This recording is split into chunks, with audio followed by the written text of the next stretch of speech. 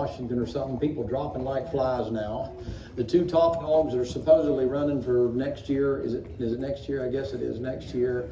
I mean, man, if the best you got in the United States are two guys bumping 80, you're in rough shape, man. Yeah. And one of the things you have to think about is God might be done. God might be done. What people don't realize in the world is the only reason that God hadn't allowed the tribulation to come in this period and the rapture to take place is you praying people. And there's no guarantee in the Bible that God will not allow judgment to come on the nation of America before the rapture happens. Not the tribulation. I'm still pre-tribulation. But the way things are moving now, and they're moving so fast and so quick. I mean, now they got all this electronic stuff, and they just came out with some kind of a chat bot thing. They got up and get a hologram, and the guy takes the Bible, and it's a computer program, interprets the Bible, and then an electronic thing speaks, which is what the Antichrist will do. And they had a church service around that because they're trying to intermingle electronics and people together and make people feel comfortable.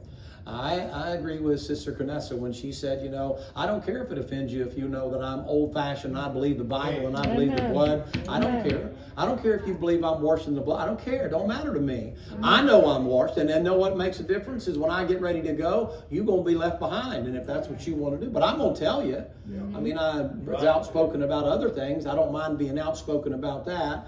But the speed at which this thing is going, you're going to have to guard something. That Bible says that in the last days, many will give heed to seducing spirits and give heed to doctrines of the devil, and many shall depart from the faith. That's Christians. He says a little later on, he says, preach the word, be instant in season, out of season, reprove, rebuke, exhort, with all long suffering and doctrine. For the time will come when they, that's the church, will not endure sound doctrine. Amen. But heap to themselves teachers having itching ears, after their own lust, teachers having itching ears, and be drawn away from the truth and turn to fables. So Bible preaching will go the way of the American Indian. You won't have a guy in a pulpit anymore. You have a guy with an iPad or an iPod and get up there and he's just scrolling and things like that. I want to hear page turning. I have guys that come down and preach and stuff like that. I mean, I think they know where I stand, but I'd hate to see what happens if they step up in the pulpit with an iPad. Yeah. I mean, there's something about an iPad. I don't even read an iPad on an airplane. When it comes to reading the Bible, I want to see it in a Bible. The iPad doesn't offend anybody. You take the Bible out, and then all of a sudden they're looking at you like something's wrong with you. Now, if the Bible's right, then what he tells me is that in the last days, the propensity, the tendency is to fall away. He said in the last days that day of Christ will not come except there come one falling away first, comma, the man of sin be revealed. And then everything that follows in that passage is stuff that has to do with the tribulation and the second coming, not the rapture. The falling away takes place prior to that. You can't fall away unless you are already a saved individual. You can't lose your salvation, you're sealed. But if you don't pay attention, you know what will happen? Before long, time will pass by, time will pass by, time will pass by. I told your pastor today, he took me out to a big high dollar place to eat lunch and all that. We're sitting there around the table talking. And I said, we had a guy that left the church years ago. He was a good kid, grew up in the church, was born in the church, raised in the church, came to Sunday school, got out of Sunday school, went to the junior high class, the high school class, came to youth camp and all that. Turned 19 years old, left, ain't seen hide nor hair of him. Parents are still there, sister's still there, dating a big old bull ex-Marine that's there now. He got saved and is coming to church, still hadn't seen her brother. It's been 5 years. And he come up on Sunday and he said, hey, preacher, how you doing? And I said, man, where in the cat hair you been? And he said, well, preacher, you know, he said, I didn't realize, you know, just before I knew it, time sort of slipped me by.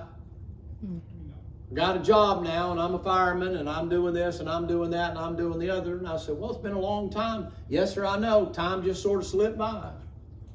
I know you don't have that intention, but if you don't watch it, I'll guarantee you missing a Wednesday night will turn into missing a Sunday night. And before long, missing the Sunday night will be a missing Sunday school. And before long, you'll be a Sunday morninger.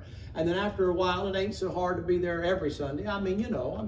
Maybe, 3 Sundays a month, and then every other Sunday, and then, well, everybody else comes on special days. Are you with me?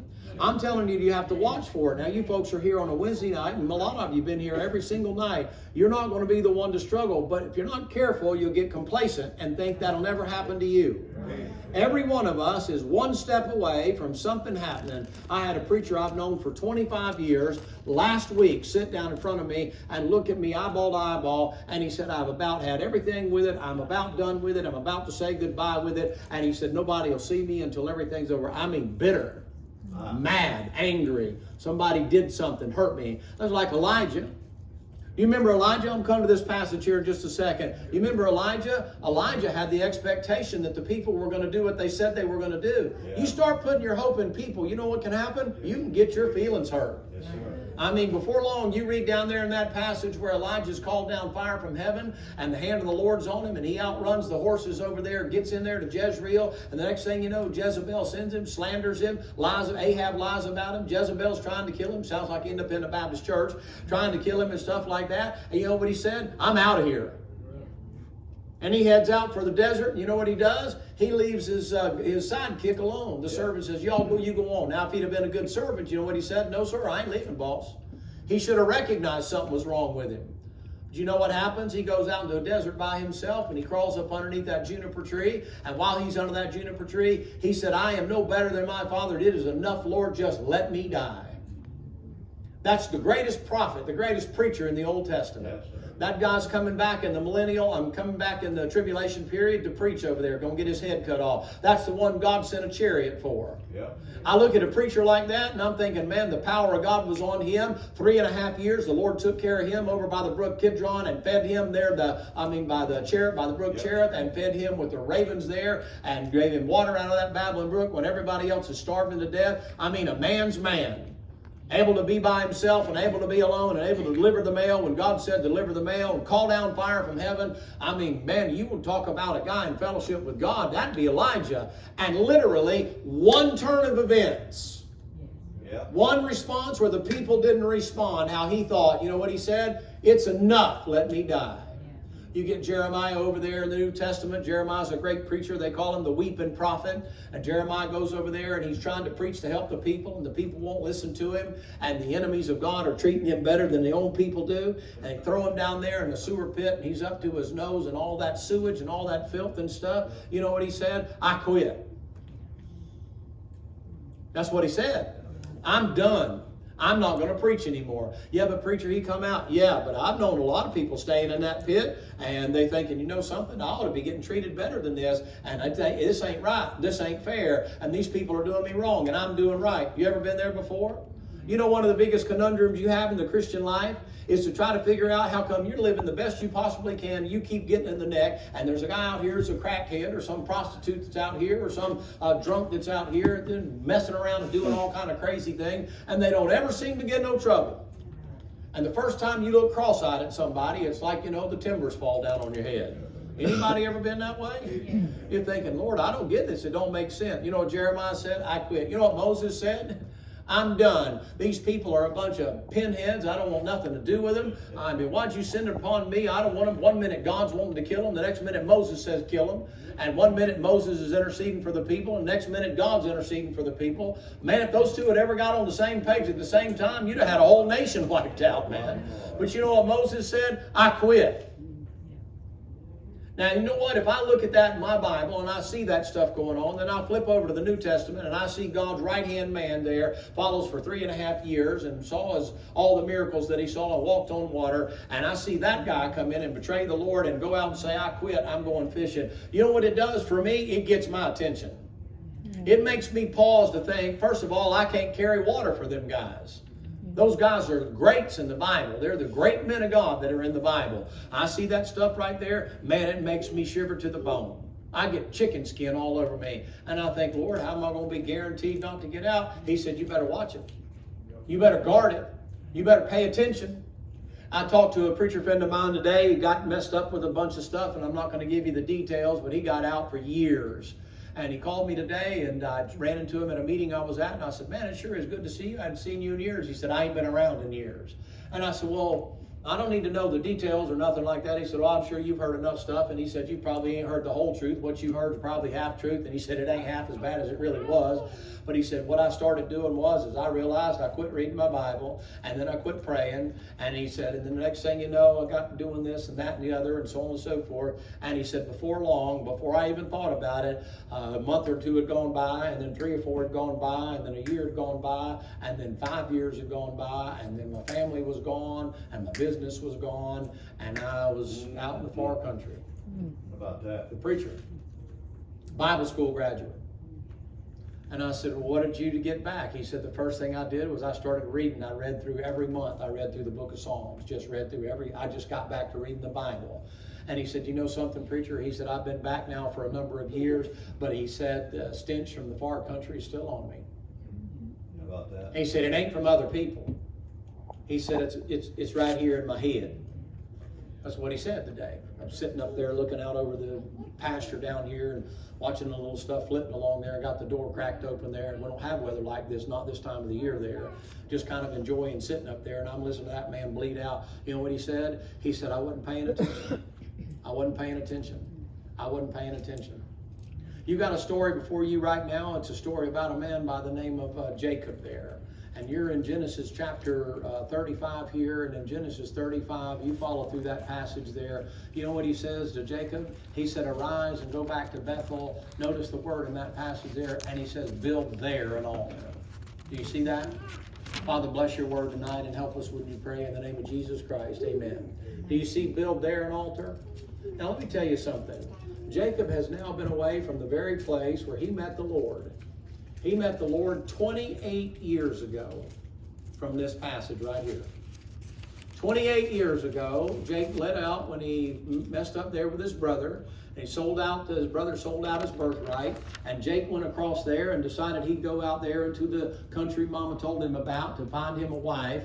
And the Lord said to him, he said, man, you need to get up and arise and go up to Bethel. Build there an altar, a place I'll tell you there, and go back there. Well, why there? Well, Lord, you know, that's a place you first mentioned. That's a place you made promises to me. That's a place that you said, you know, if I do this, you'll do that. That's all kind of things happen. You know what has happened? 28 years have gone by, and now he winds up with a couple of wives and a couple of concubines and all kind of stuff happening in his life there, and being deceived and been running into this and running into that, running into Esau, and then eventually we're going to have the story that happens later on. But can I tell you this, ladies and gentlemen? He's had a life of misery. Yeah. And instead of letting that misery drive him back where he should have never left from, you know what he does? He avoids that place. Yeah. You know, it's hard when it comes time to go back to Bethel. You say, why? Because you got to get up. That's when he says, arise. You say, oh, preacher, you're just kind of picking at it a little bit. No, I find out that when you get down, the law of gravity applies. Bad habits are like easy chairs. They're easy to get into and real hard to get out of. Yeah, I find that when you get out, you get comfortable to being down there. You get comfortable with the mud. You get comfortable to being dirty. You get comfortable to the filth. They don't trip your trigger no more. Why, the first time you saw something you shouldn't see, you blushed. The first time you heard something, your ears turned red. First time something slipped out of your mouth, hadn't slipped out of your mouth, it bothered you, man. I mean, the Holy Spirit would twist your heart, man. You couldn't wait to get to church and get cleaned up. And the first time you turned your eyes from the Bible to turn your eyes onto something else, I mean, something inside you said, hey, whoa, whoa, whoa. But, you know, you got used to it now. Just common. Everybody does it. Just one of them things, you know. I mean, it's not that big of a deal. You got to be a realist, preacher. It doesn't bother you anymore. I remember the first time I was ever in a mall one time, and I saw two boys in that mall. I guess that's what they thought they were. One of them must have thought they were a girl. And they stopped just to shock everybody, to stop in the middle of the mall and kiss each other.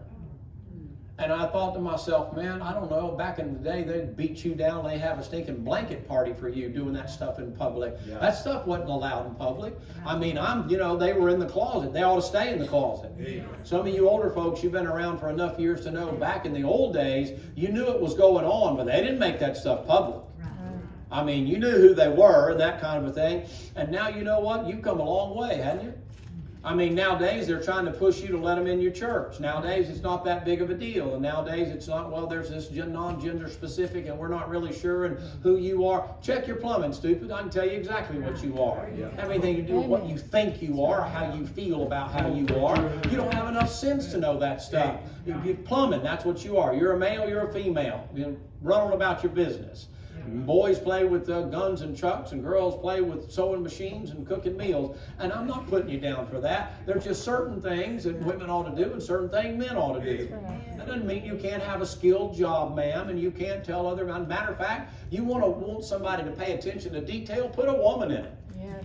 She'll see stuff a man won't never see. Some of you boys won't say nothing right now. You're kind of like, yeah, she sees everything around the house. Yes, you better believe she sees everything around the house, because you ought to be grateful you ain't married to a pig.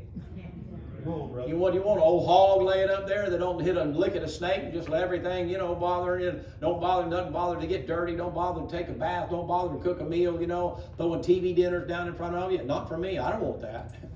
So I can put up with a little bit of that, but that's dirty, that's torn, the roof's leaking and stuff like that, But you want to have somebody pay attention to detail, you give that thing to a woman. It comes to security cameras and stuff like that. You're doing stakeout stuff and running operations and you got cameras and stuff and have to listen to wiretaps as going back a while. You know what you do? You put a woman in charge of that thing and they'll see things a man will never see. They'll pick up on things in body language, man. And they'll stay glued to it. Men will sit there and they'll be dozing off and, fighting and, and propping their feet up and drinking coffee and eating peanuts and all that. And that woman will be sitting there, hey, Captain, you see that right there? See that? So-and-so, they came in here, they were here yesterday, but yesterday they was wearing a red shirt and jeans, and today they didn't change the shirt. It's a different shirt, but it's the same jeans, How'd you know that? There's a hole in the same place in the knee right there. So, oh, okay, yeah, well, that's really good. You think that's the guy? No, I was just telling you, I'm just paying attention. Okay, thank you. I didn't say all their information is always great. I'm just saying they got a lot of information.